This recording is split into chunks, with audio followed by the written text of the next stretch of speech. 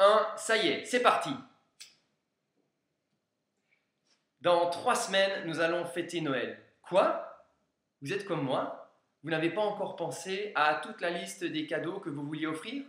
Vous n'avez pas encore organisé des repas de fin d'année avec votre famille, avec vos collègues de travail, avec les copains, les copines du club de basket ou de danse?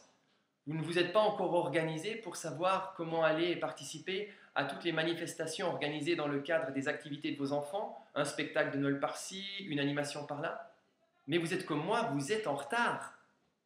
Souvent, quand la première bougie s'allume, eh bien, nous sommes saisis et stressés. Saisis parce que tout à coup, nous réalisons que nous en sommes déjà là. Une nouvelle année va se terminer et nous ne l'avons pas vu passer. Et puis stressés parce que quand nous pensons à toutes les choses qu'il nous reste à faire avant le 25 décembre, nous nous demandons si nous arriverons à caser tout ce qu'il faut caser dans ce laps de temps si court. Saisis et stressés fait que nous pouvons percevoir notre vie comme une sorte de tapis roulant. Un tapis roulant qui nous fait traverser chacune de nos journées à un rythme que nous n'avons pas choisi. Un tapis roulant qui fait que nous avançons sans que nous percevons que nous avançons. Un tapis roulant qui fait que le sol, là, est un sol stérile, hermétique.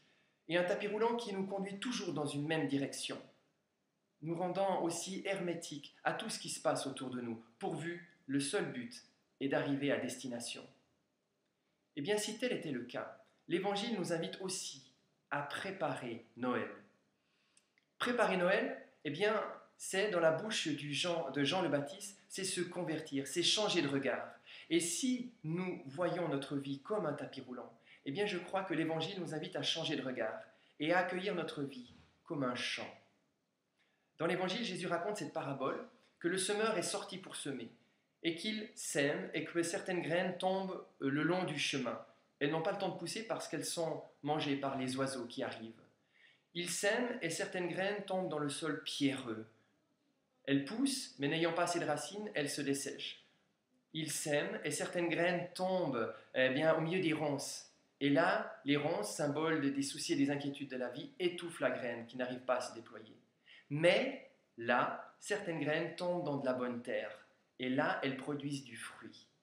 Je crois que l'Évangile, en nous invitant à regarder notre vie comme un champ et non pas comme un tapis roulant, eh bien, il nous invite à regarder tout ce que nous recevons comme des occasions d'être ensemencés par la vie. C'est sûr que tout ce que nous vivons ne se déploie pas entièrement et n'aboutit pas à produire du fruit. Mais ce n'est pas grave. Il suffit simplement d'être réceptif et d'accueillir parfois une seule graine pour que cela nous nourrisse et nous transforme profondément. À Noël, Dieu vient en Jésus dans notre vie semer la foi, l'espérance et l'amour. À nous de les accueillir.